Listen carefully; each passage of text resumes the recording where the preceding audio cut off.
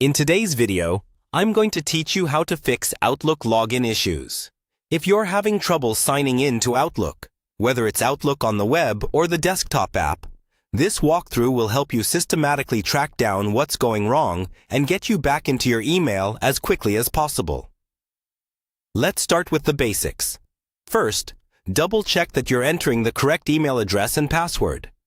It sounds obvious, but a single extra space, a wrong character, or caps lock being turned on can cause Outlook to reject your login.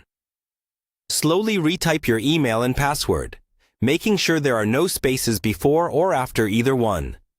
If you're sure your details are correct, but you still can't sign in, the next step is to confirm that your internet connection is stable. Open a few websites in your browser and see if they load normally.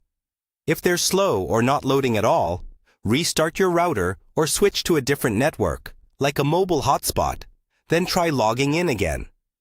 When your connection looks good, try signing in using Outlook on the web in a private or incognito browser window. This bypasses stored cookies and extensions that might interfere with the login process.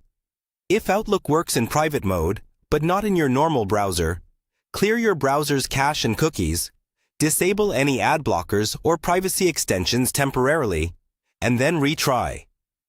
If you're using the Outlook desktop app and seeing repeated prompts for your password, close Outlook completely and reopen it.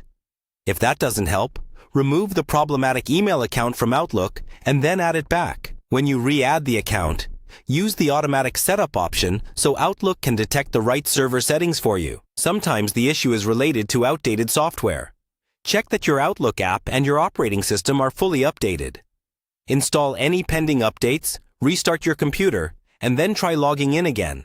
Outdated versions can fail to authenticate correctly with modern security requirements.